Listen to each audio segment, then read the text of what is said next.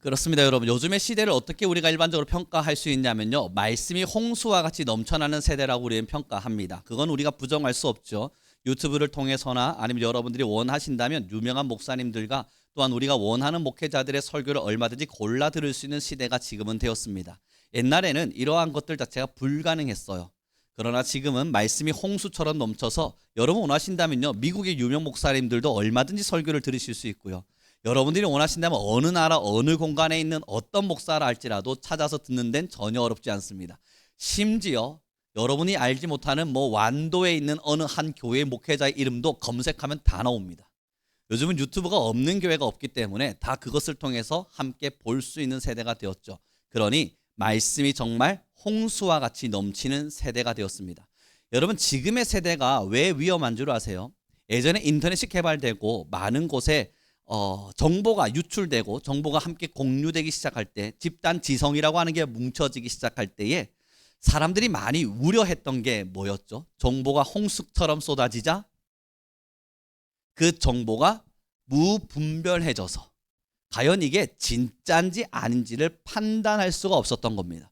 여러분, 지금 챗GPT나 아니면 우리가 알고 있는 AI 시대를 도래해서 많은 사람들이 그 영역을 쓰고 있음을 압니다. 저도 학교에 있다 보면 그걸 어떻게 잘 쓸 수 있는지에 대한 강의들을 듣기도 합니다. 이제는 학생들에게 AI를 통해서 너희가 질문하고 그에 대해 답변을 얻는다면 그것을 어떻게 활용하는지, 그 활용 능력을 키우는 게 학생들의 능력이라고 이제 이야기하는 시대가 되었어요. 문제가 뭔 줄 아십니까? 이게 맞는지 틀린지 판단할 수 있는 힘이 없습니다. AI가 거짓말로 아무리 말을 해대도 이것을 본 사람이 이게 진짜인지 아닌지를 판단할 수 있는 힘이 없어져 버린 거예요. 사람이 적당한 지식과 나름대로의 어느 정도의 기준선에 넘어서는 정보를 가지고 그 AI를 활용할 때는 이건 틀린 정보인 것 같아 라고 하는 것을 확인할 수 있지만, 무지의 상태에 있을 때에는 이 AI가 하는 말이 모두가 다 정답처럼 느껴져 버리는 거예요. 그러니 이게 맞는지 틀린지를 분별하지를 못합니다. 여러분, 성경이 홍수와 같이 지금 말씀이 홍수처럼 쏟아지는 시대라 그랬죠. 뭐가 위험한 줄 아세요? 우리 신학교생들이나 아니면 여러분 신학자들이나 아니면 목회자들이야 보면서 이건 아닌데 라고 할 수 있지만, 대부분의 성도들은 이것이 맞는지 아닌지 판단할 수 있는 기준에 힘을 갖는 것이 어려워져 버린 겁니다. 그래서 이 4주의 시간 동안은 그 내용들을 좀 다뤄가 보고자 합니다. 여러분, 화면을 함께 봐주시죠. 그래서 오늘은요, 성경의 흐름을 익혀가기 전 4주의 시간 동안 성경이 과연 뭘 말하는가 하는 것들을 살펴보기 전 우리 성도님들과 함께 정말 하나님의 말씀이 우리에게 왜 주어졌고 어떻게 주어져서 나는 이 성경을 어떻게 받아들여야 하는지를 좀 함께 깊숙이 보았으면 좋겠어요. 옆으로 넘겨주시고요. 만약에 이걸 모르면요, 어떤 일이 일어나냐면 이런 일이 일어난답니다. 부분만 알고 이야기를 모릅니다. 이 무슨 이야기냐면요, 여러분 예를 들면 이런 거예요. 욥기서에 보면 지금은 내가 미약하지만 나중은 창대하게 될 거야 라고 하는 성경 구절 다들 아시죠? 부분만 보게 되면 너무나 아름다운 메시지이잖아요. 부분만 보게 되면 이 말씀은 우리 집에 걸어놔야겠어. 처음은 미약하지만 나중은 창대하게 될 거야 하고 걸어놓게 되죠. 그런데 여러분, 욥기를 자세히 들여다보면 아시는 분은 아실 거예요. 그 앞에 뭐에 대한 고백입니까? 욥이 갑자기 부자가 된 이야기일까요? 아니죠. 욥이 자신의 죄를 깨닫다가 지금은 미약하지만 내가 나중에 나의 죄를 더 창대하게 알게 될 거라는 그러한 이야기가 고백처럼 나오고 있는 거예요. 욥이 한 이야기는 아닙니다. 욥의 친구가 욥에게 해주는 이야기예요. 야, 너의 죄가 지금 미약하다고 생각하지? 나중은 창대할 것이다. 지금은 너가 모르겠지만 나중은 대단히 깨닫게 될걸 하며 욥을 질타할 때 썼던 내용이에요. 다시 말해보면 부분만 보면 너무 아름다운 메시지지만 전체 이야기를 모르는 순간 우리는 하나님의 말씀을 오해하고 곡해해서 잘못되게 받아들이게 되어집니다. 그래서 이제 4주의 시간 동안은요, 그걸 좀 바로잡아가고 또 하나 더 중요한 게 뭐냐면 하나의 이야기라는 겁니다. 결국은요, 성경 자체는 하나의 긴 스토리를 만들어져 있거든요. 이 이야기를 우리가 함께 좀 나눠가면서 과연 성경이 어떤 이야기의 흐름을 따라서 이 한 권의 책이 우리에게 전달되어졌고 여러분들에게 어떤 메시지를 주는지를 함께 좀 살펴보고자 하는 겁니다. 그래서 우리 함께 이렇게 고백했으면 좋겠습니다. 성경은 하나다. 그러니 여러분 창세기를 읽는 건 재밌지만 레위기는 재미없어. 이게 좀 안 맞는 이야기인 거예요. 레위기는 지루하지만 말이야 마태복음 그거는 좀 읽을만 하지. 여러분 마태복음만 읽게 되면 성경 전체 흐름을 모르게 돼요. 전체를 보고 마태복음을 보니 와 이런 거였어? 이게 되지만 마태복음만 보면 사실 성경이 뭘 말하는지 명확하게 전부를 파악하기는 쉽지 않습니다. 그래서 그 뒤에 흐름이 없으면요 이 말이 기록되어 있는 겁니다. 성경은 조각나버립니다. 조각난 채로 갈갈이 찢어져서 그 조각을 우리가 아무리 퍼즐로 맞추려 그래도 우리가 맞추어낼 재간이 없습니다. 그래서 성경을 아는 듯 하지만 모르는 것 같고 모르는 것 같지만 좀 아는 것 같은 아리송한 일들이 일어나요. 제가 우리 성도님들에게 질문할 수 있는 게 생겼네요. 여러분 어떠세요? 신앙 이 정도쯤 하고 나니까 성경을 그래도 좀 아는 것 같다는 오해가 생기시죠? 그리고 나서 내가 성경을 안다고 누군가한테 말하려고 보니까 또 좀 아닌 것 같은데 하는 두려움도 생기시죠? 이게 왜냐 하면 내 안에 조각난 퍼즐들은 너무 많은데 이 조각난 퍼즐들을 맞추어내기가 어려운 거예요. 이야기를 자세히 듣다 보면 이거는 창세기 쪽에서 나왔던 이야기라는 건 알겠는데 가끔씩 히브리서에서도 창세기 이야기가 나올 때 이게 어디 부분 뭐였더라? 아리송한 거예요. 우리 성도님들이야 뭐 베드로 이야기하면 신약에 나오죠 라고 말하겠지만 주일학교 애들은 베드로 하면 지금 제가 창세기 이야기 하다가 여러분 한 번씩 성경 퀴즈 대회를 하면서 인물을 물어보면 애들이 베드로 이야기해요. 얘들아 지금 구약 중이야 라고 말해도 얘들은 그래서요 굉장히 당당하단 말이에요. 왜냐면 이 친구들에게는 성경이 조각나 있는 거예요. 하나 다 조각나 있어서 이걸 어디다 갖다 붙여야 되는지를 모르는 상황인 겁니다. 그러니 아는 것 같은데 모르겠고 모르는 것 같은데 아는 것 같은 이상하고도 기이한 일이 일어나는 거죠. 그래서 그 뒤에 보면 이런 기록이 있습니다. 함께 좀 읽어봐 주실래요? 밑에 줄이요. 성경은입니다. 함께 읽겠습니다. 시작.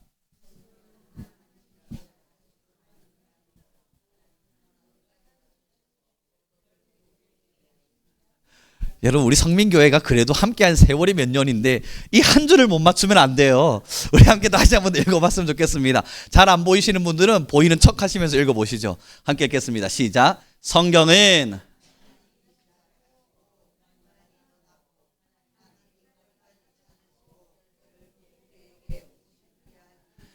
그럼 여러분 성경이라고 하는 것이 어떤 하나의 스토리를 가지고 있냐 보면요 하나님이 시작을 하셨는데 인간이 떠나버렸고 그 떠나버린 인간을 하나님이 끝까지 찾으셔서 완성시켜내시는 것. 그래서 하나님께서 결국 우리에게 오셔서 야, 끝, 완성이라고 말하는 것까지가 하나의 핵심 스토리가 됩니다. 그 스토리를 따라서 창세기, 출애굽기, 레위기, 민수기, 신명기 쭉 펼쳐져서 완성이 그럼 뭐게요? 완성은 어느 성경에 기록되어 있게요? 요한계시록인 겁니다. 그래서 요한계시록의 마지막에 마침표를 딱 찍으면서 여러분 뭐라고 기록되어 있습니까? 아멘. 모든 성경이 끝이 나며 아멘 하고 마침표를 찍는 거예요. 물론 그 뒤에 한 가지 더 인생의 바람이 담겨 있습니다. 왜냐하면 성경은 끝이 났지만 우리의 인생은 여전히 남아있기에 아멘 주 예수여 어서 오시옵소서. 성경의 마침표를 찍었으나 그러나 나의 인생의 걸음은 남아있으니 주여 어서 오시옵소서. 그러나 여러분 성경은 태초에 하나님이 천지를 창조하셨느니라 쭉 아멘으로 끝이 나는 성경이에요. 그래서 만약 여러분께서 성경을 읽었는데 연결이 잘 안 돼요. 창세기 모르겠고 출애굽기 뭐 어딘가 있는 것 같고 레위기 무슨 말인지 모르겠고 연결이 잘 안 된다면 하나의 스토리를 파악하지 못해서 그렇습니다. 그리고 그 뒤에 감동은 있는데 읽고 나면 한 절 한 절 읽을 때는 와 뜨거운 감동은 느끼기는 하는데 이게 어딜 향해 가는 거지? 그래서 내 인생이 내 걸음이 나의 신앙이 어느 방향으로 가야 되는 거야? 감동은 있지만 방향이 보이지 않는다면 따라하시죠. 내가 말씀을 몰라 그렇다. 그런 거예요. 감동은 일어나는데요. 감동은 끊임없이 일어나는데 여러분 울고 있는데 내가 왜 우는지를 모르겠는 거예요. 드라마를 보면서 내가 지금 꺼이꺼이 우는데 내가 잘 왜 우는지 몰라요. 이거 제가 여러분 학교 생활하면서 많이 배웁니다. 여학생들. 와 놀라워요. 제가 여러분 수업을 하다 보면 한 친구가 울 때가 있어요. 저도 나눔을 하다 보니까 막 이렇게 쉐어링을 하다 보면 한 친구가 막 울어요. 그래서 제가 이 친구 이야기를 들으면서 그렇지 막 공감하고 있으면 이 친구 눈물이 이해가 가요. 근데 옆에 보면 다른 여학생들이 막 울고 있어요. 제가 너 왜 우냐? 몰라요. 막 눈물이 나요. 왜 우는지를 모르는데 울고는 있어요. 여러분, 이게 사람의 마음이 그렇습니다. 성경의 마음에 성경의 말씀을 통해서 감동은 받는데요. 그래서 이게 내 삶을 어떻게 변화시키고 있는지에 대한 방향성이 나타나지 않는 이유는 내가 성경을 명확하게 보지 못해서 그렇습니다. 그래서 그 뒤에입니다. 함께 보도록 하죠. 성경을 보실 때는요, 반드시 네 가지의 흐름을 통해서 읽어내셔야 돼요. 여러분, 이게 오늘은 PPT로 띄워져 있지만 제가 이번 한 주간 열심히 만들어서 책이 지금 주문돼 있어요. 그래서 나중에는 이렇게 넘겨보시면 책으로 보시면 되는데요. 그것도 우리 어르신들을 위해서 책은 작게 글자는 엄청 크게.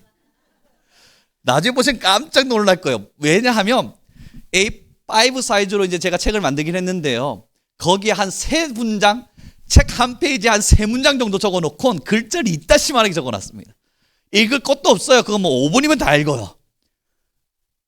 그렇게 만들어놨는데 그래도 안 보이시면 전 잘 모르겠습니다. 제가 할 수 있는 최선을 다해서 만들었거든요. 그 네 가지의 흐름인데요. 뭐냐면 첫째는 창조예요. 결국 성경은 처음엔 창조의 이야기를 다루고 있어요. 그리고 그 창조의 이야기가 끝나고 나면 타락의 문제예요. 타락의 이야기가 스토리가 이어지고 그 타락이 끝이 나고 나면 그 다음부터 하나님께서 타락한 인간을 구속하기 위해서 하나님이 역사 속에, 인생의 역사 속에 개입하시는 이야기가 성경의 전반적인 역사로 흘러 들어오는 겁니다.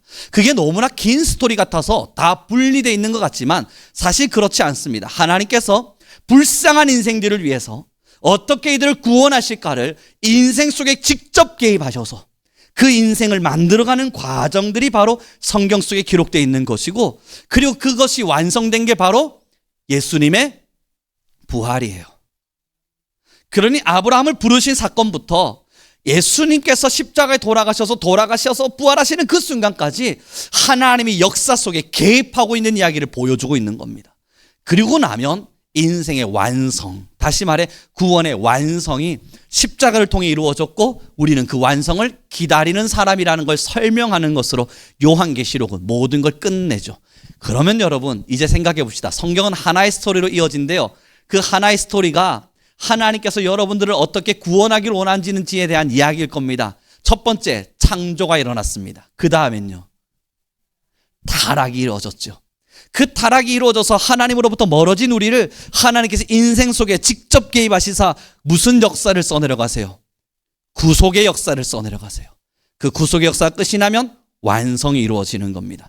그래서 여러분, 중요한 포인트는 성경 자체는 인간 중심이 아니라 하나님이 그래서 무엇을 하시는가를 보셔야 돼요. 성경 전체는 하나님이 무엇을 하고 계신가, 그걸 보는 관점으로 성경을 봐야 성경이 이해되기 시작합니다. 내가 원하는 대로 성경을 짜집게 하려면 내가 보고 싶은 대로 보면 되지만, 하나님이 어떻게 지금의 인생 속에 개입하셔서 나라고 하는, 이스라엘이라고 하는, 아니면 이 세상이라고 하는 자들을 구원하기를 원하는지를 하나님이 하시는 행동의 관점으로 봐야 성경 속을 통해 하나님의 사랑을 더 절실하게 느낄 수 있게 되어져요. 그러니 성경의 주인공은 내가 아니에요. 이건 정말 부탁드리고 싶은 거예요. 그래서 여러분, 성경 딱 펼쳐보고 그래, 이건 나에게 하시는 말씀이야, 이건 나한테 하시는 말씀이야, 아니라고요. 그런 게 아니에요. 성경은 하나님께서 하시는 행동일 뿐이에요. 그러면 성경을 읽다가 이건 나에게 하신 이야기야, 나에게 하신 이야기야, 감동될 때도 있고 변화될 때도 있고 우리가 죄책감을 느낄 때도 있죠. 그 뒤에가 이렇게 기록합니다. 좀 보여줄래요? 이거 전에 그 다음 한 번 더 넘겨주세요. 바로 이 흐름 때문입니다. 네 가지의 흐름이 아까 창조와 타락과 구속과 완성이라 그랬는데, 이것이 크게 보면 온 인류지만요, 그리고 조금 작게 보면 이스라엘이라고 한 민족이지만요, 더 세밀하게 들어오면 누구를 창조하셨는데요? 나를 창조하셨고요. 누가 타락했는데요? 내가 타락했고요. 그래서 누구를 구속하기를 원하시는데요? 나를 구속하기 원하시거든요. 하나님의 그 역사의 스토리는 전 세계적인 그 방위적인 이야기로 일어나기도 하지만 그것을 넘어 나라고 하는 개인의 인생에도 하나님이 개입하시는 거예요. 그래서 하나님이, 우리 함께 고백합시다. 하나님은 나를 창조하셨다. 그 다음이 더 중요합니다. 그런데 내가 타락했다. 더 중요한 건 그 다음입니다. 그런 나를 위해 하나님이 구속을 계획하셨다. 그럼 여러분, 질문입니다. 여러분들에게 지금 구속은 완성되었습니까? 여러분들에게 지금 구원은 완성되었나요? 이것도 헷갈리죠. 그렇다고 하려니까 난 믿음이 있고 아니라고 하려니까 난 살아있네. 그래서 성경 속에는 두 단어를 가장 중요하게 생각합니다. 이건 여러분들께서 아마 많이 들어보셨을 텐데요. 이미와 아직이라고 하는 단어예요.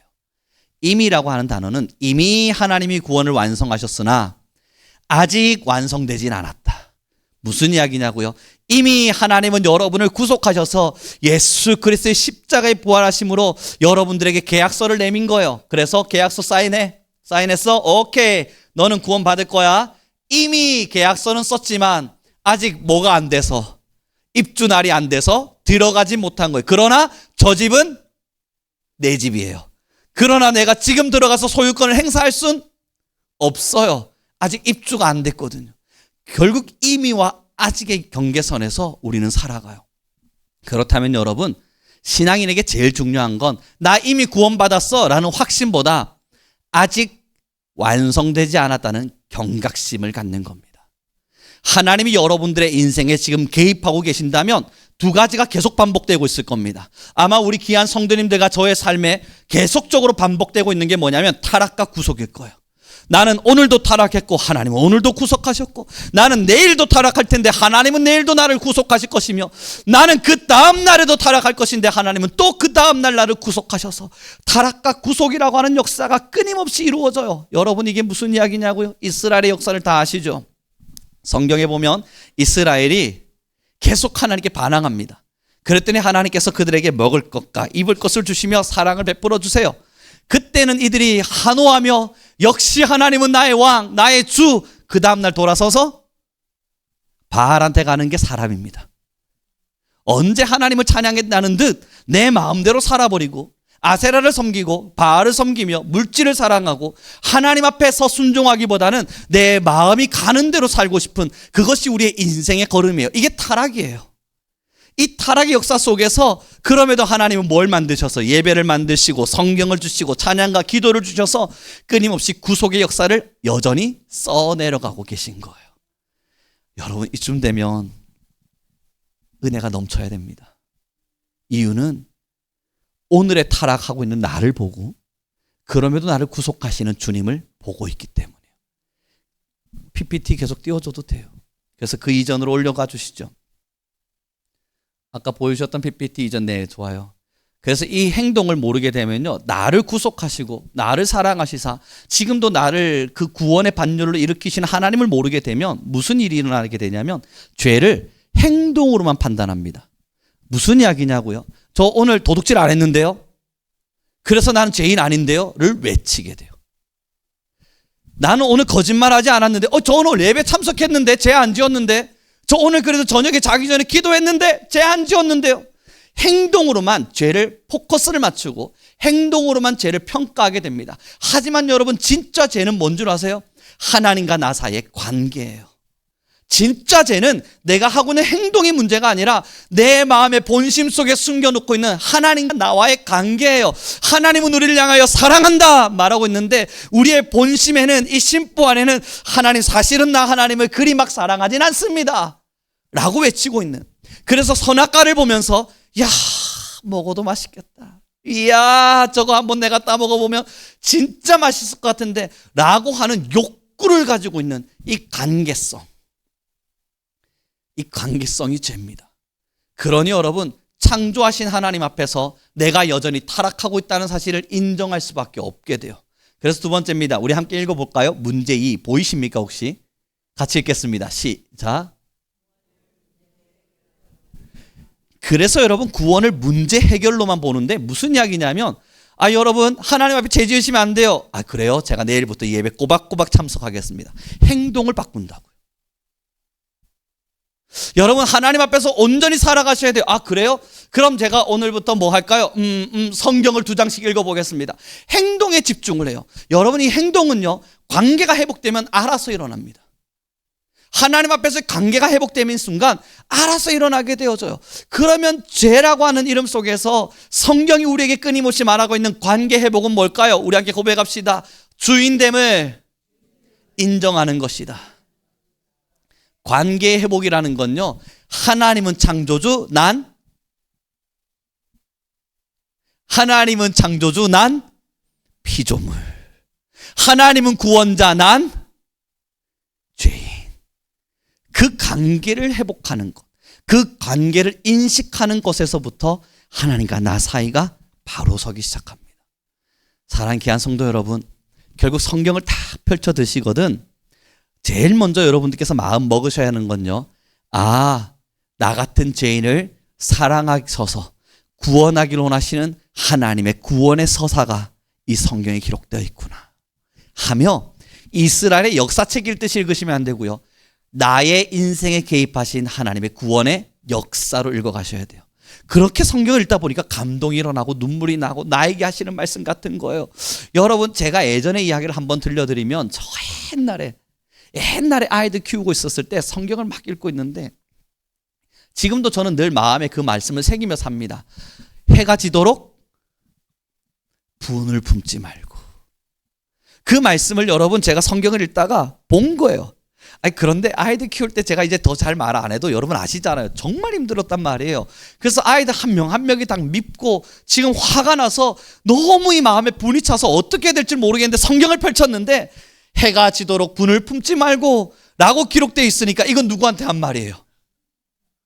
저한테 한 말이 너무나 명확하잖아요. 지금 저녁 9시쯤 넘어가고 있고 애들은 제가 화가 나 있다는 걸 아니까 지죽은 듯이 저기 방에 쪼그려 앉아가지고, 야 어떡해, 전도사님 화나셨어, 지금 나가서 야식 달라면 큰일 나겠지, 우리 두들겨 맞는 거 아니까 막 이런 생각하고 있을 그때란 말이에요. 그러니 저도 화가 나니까 문 쾅 닫고 너희 전부 조용히 하고 있어 소리 질러놓고 분위기 어두컴컴하게 조성하고 나왔단 말이에요. 그리고 성경을 펼쳤는데,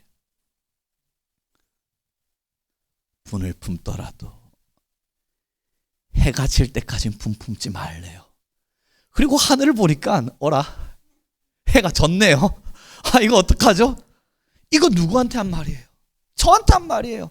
그러니 저는 그래, 타락한 나를 구속하기 원하신 하나님이, 죄 많은 나를 여전히 사랑하시는 하나님이, 나의 죄를 씻기를 원하시는 하나님이 오늘 내가 죄에 넘어지지 않길 바라시는구나, 죄를 다스리길 원하시는구나. 그리고 여러분 제가 승질 내놓고는 나가가지고 다 모여봐. 그럼 여러분 애들이 와서 무섭게 오잖아요. 그럼 저도 심보가 그리 좋은 사람은 아닌지라 좀 더 어렵고 무섭게, 너희 잘못한 거야 알겠어? 뭐 이런 식으로 분위기를 잡고 가고 싶은 마음도 일어나는데, 그럼에도 말씀이 뭐라고요? 분을 품지 말라고요. 제 안에 분이 있으면 안 되잖아요.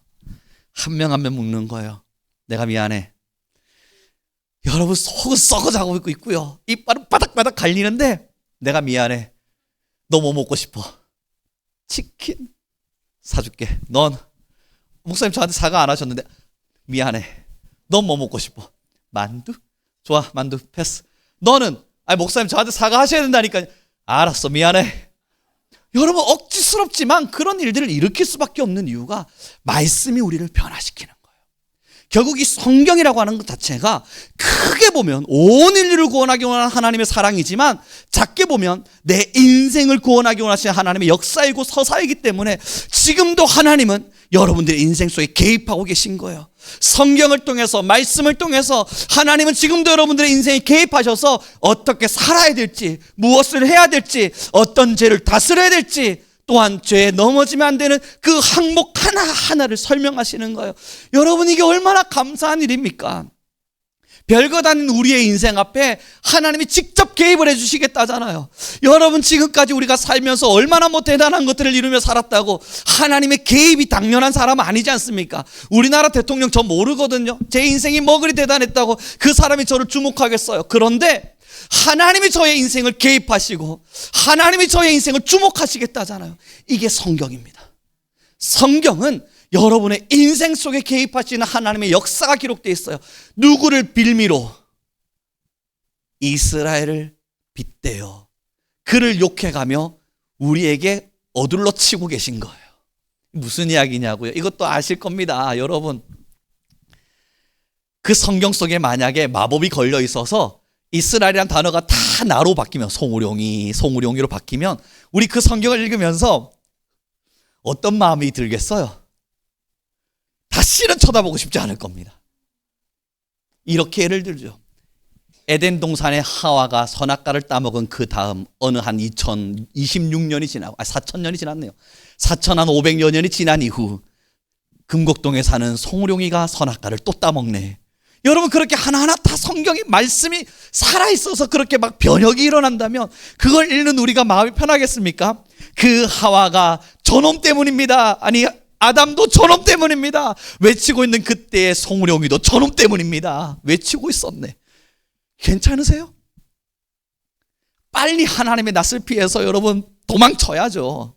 이게 우리의 인생임을 하나님이 아셔서 불쌍하게 타겟을 누구로 잡으셔서, 이스라엘을 잡으셔서 누구를 치고 계신 거예요? 나를 치고 계신 거예요. 그러니 그 글을 읽으면서 야, 이스라엘 못된 놈들, 그렇게 읽을 게 아니라 고맙다, 너희가 먼저 매를 맞아 주었구나. 그리고 이걸 통해서 하나님이 나도 그러한 존재임을 깨닫게 하시는구나. 그래야 성경이 재미가 있어요. 그래야 성경이 내게 하시는 말씀이 돼요. 그래야 성경이 살아 움직이며 여러분 한 분 한 분을 치유하는 역사가 일어나요. 그래야 성경 속에 말씀하시는 하나님의 사랑 때문에 여러분 어디로 도망 못 가고 하나님 옆에 탁 붙어서 주님이 나의 주인입니다. 온전한 관계가 회복되기 시작해요. 성경에 이스라엘이 주인공처럼 등장하고 있는 이유는 나 때문이에요. 직접적으로 내가 말하면 하나님 도망칠 사람 여기 많잖아요, 여러분. 아니, 하나님이 직접 말 안 하고 설교로만 들어도 도망칠 준비하시는 분들 많은데 하나님이 오셔서 아담아, 너 왜 그랬냐? 다 도망치실걸요? 그런 마음을 하나님이 아셔서 이스라엘 빗대신 거예요. 그래서 그 뒤에입니다. 성경은요, 우리가 하나님을 찾은 이야기가 아니라 하나님이 날 버리고 떠난 아담을, 아담아 네가 어디 있느냐 찾으신 것이고, 하나님을 버리고 우상을 섬기고 있는 아브라함을, 아브라함아 나오라 불러내신 것이며, 하나님 앞에 서서 잘못되이 살아내고 있는 이스라엘을 그럼에도 내가 너희를 용서하리라 끝까지 붙잡아 가시는 하나님의 러브 스토리, 하나님의 사랑의 서사입니다. 근데 이걸 읽으면서 여러분 왜 우리가 울겠습니까? 여러분 정말 성경을요 조금만 깊숙이 읽다 보면요 나에게 하시는 말씀 아니어도 성경 읽다가 막 펑펑 울어요. 왜냐하면 하나님 때문이에요. 왜 하나님 때문에 우냐고요? 하나님이 이런 대접받을 뿐이 아닌데, 성경을 읽다 보면 성경 속에 제일 처량한 존재가 누군 줄 아세요? 하나님이에요.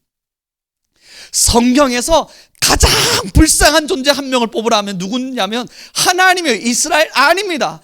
하나님이 가장 처량하고, 하나님이 가장 볼품없고, 하나님이 가장 치열하게 무시와 멸시를 당하고 있어요. 그걸 보고 있으니까 막 눈물이 나는 거예요. 하나님이 누구시간데, 아니 나라고 하는 존재가 누구이간데 하나님이 이런 대우를 받아가면서까지 날 사랑하셨단 말인가? 하나님이 어찌 이런 대접을 받아가면서까지 나라고 하는 영혼 하나를 구원하기를 원하셨단 말인가? 성경 읽으면 여러분 그런 고백 나옵니다. 그래서 딱 덮으면서 하나님 왜 그러셨어요? 안 해보셨구나. 여러분 이거 안 해본 반응이 하나님 왜 그러셨어요? 라는 고백이 우리 안에 일어날 수밖에 없어요. 맞아요. 여러분들의 눈빛은 이미 제게 해봤다는 증거를 주고 있어요. 그겁니다, 여러분. 그래서 성경은 하나님 앞에 서서 살아가며 하나님 왜 그러셨을까? 왜 그러셨어요, 하나님? 고백할 때 하나님이 그 찢겨진 가슴으로 짝사랑하느라 완전히 난도질난 마음으로 우리에게 와서 그럼에도 우리를 끌어안으며 너를 사랑했거든, 너희를 사랑했거든 들려주시는 이야기, 그게 바로 성경이에요. 그래서 여러분 이제 뒤로 넘어갑시다. 크게 함께 같이 읽어볼까요? 같이 읽겠습니다. 시작.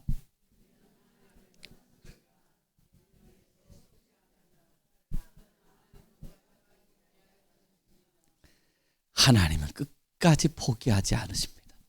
그게 지금의 여러분의 인생에 일어나고 있는 일들이고 우리가 신앙하고 있는 이유이며 하나님 앞에서 살아가고 싶은 갈망을 갖는 이유입니다. 사랑하는 귀한 성도 여러분, 어떠세요? 하나님의 사랑이 정말 여러분들의 인생의 걸음걸음을 책임지고 계신다는 걸 확신하시나요? 우리는 하나님을 버리고 배신하고 도망치지만 그럼에도 하나님 우리를 사랑하고 있다는 걸 아십니까? 그럼 여러분 이제 우리 함께 고민해 봐야 돼요. 하나님은 나를 사랑하시는데 나는 하나님의 당연히 사랑받을 자격이 되는 사람이라고 오해하신다면 오늘부터는 여러분 우리 그 마음 다 내려놓는 겁니다. 정말로요. 우리 귀한 모든 성도님들에게 부탁드리는 거예요. 나 하나님께 사랑받을 만하지. 나 정도 되는데 내가 헌금도 잘하지. 주일 예배도 다 참석하지. 기도도 하지. 직분도 받았지. 나는 목사인데 하나님의 사랑받을 만하지 않나? 아니 나는 그래도 새벽에 일어나 기도도 하는 사람인데 사랑받을 만하지 않나? 여러분 설교 누군가가 들으면 미안한 이야기지만요. 이번 화요일 날요. 아침 기도회가 있었어요. 학교 안에서 말이죠. 그래서 신학생들이 함께 모여서 막 찬양을 하고 기도하고 나서 전 연구실로 올라갔는데 애들이 연구실로 같이 올라왔어요. 왜 올라왔는지 모르겠어요. 난 좀 쉬어야 되는데 그 연구실에 앉아가지고 있는데 한 친구가 찬양을 하고 싶어요. 좋아, 찬양하자. 찬양을 막 하는데 너무 은혜가 되는 거예요. 그래서 제가 카운 가지고 오고 기타 가지고 와서 기타 치면서 막 찬양을 해요. 찬양이 다 끝났어요. 1시간 정도 우리 함께 찬양하고 기도하면서 그곳에서 하나님 앞에 뭔가 뜨거운 신앙을 올렸어요. 그리고 나서 수업이 진행되고 나서 제가 이러한 간증들을 하고 났더니 한 친구가 쉬는 시간에 저한테 찾아와서 이야기를 걸었어요. 목사님, 왜? 하나님은 엄청 행복하실 거예요. 왜?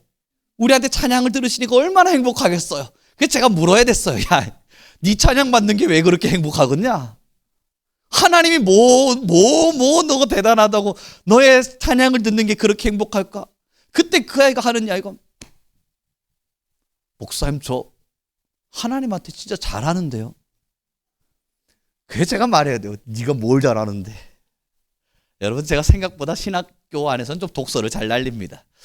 네가 뭘 잘하는데. 그때 그 친구가 하는 이야기가 뭐 있어요. 이것저것. 그래서 제가 말했습니다. 넌 신학생이잖아. 만약에 너가 방금 나한테 말한 그거 있지. 우리 교회 성도님들이 이런 거 하는데 칭찬해달라 그러면 나 안 한다. 나라는 사람조차 안 하는데 네가 말한 걸 나한테 말하는데 하나님이 기뻐하신다고? 아서라 이 녀석아. 그러면 해줬던 이야기가 그겁니다. 너가 하나님을 즐거워해야지. 왜 네가 하나님의 즐거움이 되는 걸 말하고 있는 거야. 기도하고 찬양하고 하나님을 누리며 나 같은 존재마저도 사랑하시는 그 하나님의 사랑을 네가 누려야지. 하나님이 너를 마주하시며 사랑한다 말씀하시는 그 음성을 네가 누려야지. 우리가 뭐간데 하나님 나 때문에 좀 행복하시죠? 허허? 그런 고백을 할 수 있는 거예요. 사랑하는 성도 여러분, 나를 알면 절대 그런 말 안 나옵니다. 그렇죠? 우리를 알면 절대 그런 말 안 나옵니다. 그럼에도 우리가 하나님께 감사하며 찬양할 수 있는 이유는요. 그가 이런 나를 사랑하셨기 때문이에요. 그가 이러한 나마저도 사랑해 주셨기 때문이에요. 그 사랑으로 인해 우리는 이 삶의 길을 걸어갑니다. 이제 성경 개관이 4주간 진행될 겁니다. 그럼 4주간이니까 여러분 첫 번째 주제가 뭐겠어요? 창조. 역시 여러분들은 똑똑하세요. 창조가 첫 번째 주제예요. 두 번째가 타락일 터이고요. 세 번째가 구속일 것입니다. 그리고 마지막 주제가 완성이겠죠. 이 네 가지 이야기를 함께 나누어 감으로써 우리 성도님들께서 뭐 창세기는 이런 이야기였어, 출애굽기는 이런 이야기야, 그런 세밀한 것까지는 모르셔도 성경을 읽어가시며 이것이 나를 향한 하나님의 사랑이었구나 하는 것을 누릴 수 있는 그런 작은 시간이 되었으면 좋겠습니다. 제가 해줄 수 있는 것이 많지 않기 때문에 제가 할 수 있는 건 일주일의 시간 동안 열심히 책을 만드는 것, 그리고 우리 권사님들과 집사님들을 생각하며 큰 글씨로 만드는 것, 그리고 그 안에서 나름대로 여러분들이 들으시며 메모하실 수 있도록 나름의 공간도 만들고 함께하는 거, 이거 제가 할 수 있는 최선이고 저의 노력입니다. 우리 함께 하나님을 누려봅시다. 전 그래서 우리 성민교회가 정말 다시 깨어나고 뜨겁게 일어나서 야, 하나님 없으면 못 살겠다, 이 가슴의 불이 우리 모든 성도 안에 일어나길 바랍니다. 이제 말씀을 정리해 갔으면 좋겠습니다. 그럼 오늘은 왜 PPT로 했냐고요? 일주일 만에 책이 안 나와요, 여러분. 제가 저번 주에 결심했잖아요. 책을 만들어 볼까? 그리고 화요일까지 학교에 있었잖아요. 학교에서는 그런 거 엄두도 못 내거든요. 그러니까 수요일부터 저의 작업의 시간들이었던 겁니다. 그리고 나서 주문을 넣었더니 전 토요일 날 도착하기를 바랬는데 도착이 안 됐어요. 토요일 날 부랴부랴 PPT 만들면서 이거 책에 안 담기는 내용은 오늘 이렇게 PPT로 나눠야겠다 하는 생각을 했었습니다. 하나님은 여러분을 사랑하십니다. 그런데 여러분 잊지 마세요. 하나님이 우리를 구속하셔서 완성시키시는 건 하나님의 몫이지만 지금 우리가 하고 있는 일은 끊임없는 타락입니다. 이걸 부정하시면 안 돼요. 우리는 끊임없이 타락하고 있습니다. 아닌가요? 우리는 지속적으로 타락하고 있습니다. 여기서 누가 과연 난 깨끗하다 말할 수 있겠어요? 우리는 끊임없는 타락을 향해 걸어가고 있어요. 내 마음이 타락했고 하나님과의 관계가 타락했고 우리의 행위적인 모습을 말하는 게 아니라 하나님이 내 안에 계시기에는 내 심령은 그리 깨끗하지 않아요. 하나님이 내 마음에 들어오셔서 주인이 되시기에는 나라고 하는 사람의 마음은 시궁창과 같아요. 오물 뒤집어 쓴 마음과도 같고 악취나는 공간과도 같아요. 그러나 하나님이 무슨 일을 하셨냐고요? 우리와 관계를 회복하기 위해서 악취나는 곳 안으로 스스로 찾아 들어오신 거예요. 그러나 여러분, 우리는 잊지 말아야 돼요. 여전히 우리는 타락하고 있습니다. 하나님이 스스로 찾아 들어오셨건만 그 안에서 우리는 끊임없이 하나님을 밀어내고 있습니다. 우상을 섬기려 하고 세상을 사랑하려 하고 세상의 문화가 내 것이 되기를 바라고 때로는 남들처럼 살지 못하는 나 자신을 자괴감을 느껴가며 나를 못살게 굴기도 하고 미움과 시기로 질투와 우상으로 때로는 내 마음의 탐심과 탐욕으로 때로는 거짓말과 투쟁으로 우리의 모든 심령을 지저분하게 만들어가며 그럼에도 하나님이 거기 계시라 말하고 있습니다. 주님은 너무나 감사하게도 끊임없는 구속으로 그곳에 계십니다. 그러나 여러분, 잊지 않았으면 좋겠습니다. 우리는 지금도 타락합니다. 이제 이 4주의 시간 함께 말씀을 나눌 때 그걸 인정하는 것에서 멈추지 않고 이제 4주가 딱 끝이 나면 우리 성도님들 모두 성전에서 일어나 나아가며 여전히 난 타락하지만 하나님은 날 사랑하셨네, 그걸 깨닫고 나아가 그럼 난 이제 주를 위해 무엇을 할 것인가? 난 이제 예수님을 위해 어떻게 나의 성경의 서사를 써내려갈 것인가? 그 답을 찾아갈 수 있는 우리가 되기를 소망해 봅니다. 할렐루야.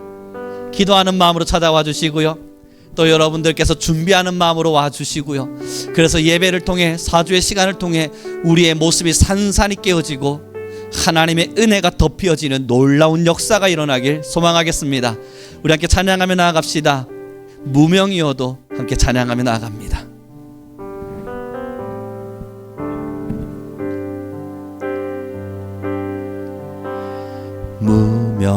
무명이어도 공허하지 않는 것은 예수 안에 난 만족함이라.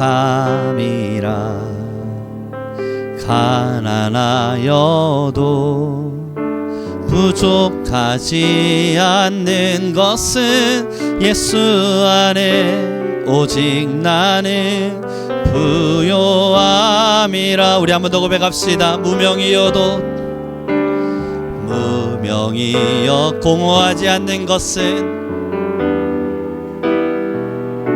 예수 안에 난 만족함이라. 아멘. 가난하여도 부족하지 않은 것은 예수 안에 오직 나는 부요함이라. 나는 예수로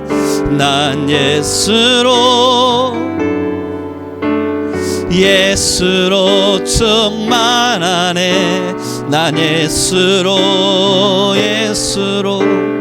예수로 충만하네. 난 예수로 충만하네. 영원한 왕 내 안에 살아계신 나는 예수로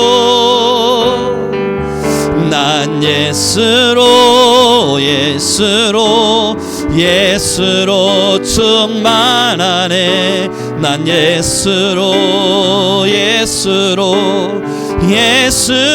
충만하네. 난 예수로 충만하네. 영원한 왕 내 안에 살아계. 이 시간 우리 간절한 마음으로 기도합시다. 하나님, 세상의 죄악을 버려두고 내 안에 탐심과 잘못된 가슴을 내려두고 예수로 충만하며 예수로 사는 우리가 되게 하여 주소서. 그 구속의 은혜를 우리 모두가 가장 절실히 깨달으며 나아갈 수 있도록 우리 모든 성도들 위해 성령을 부어주소서. 우리 주여 한번 부르시고 간절히 기도하며 나아갑니다. 주님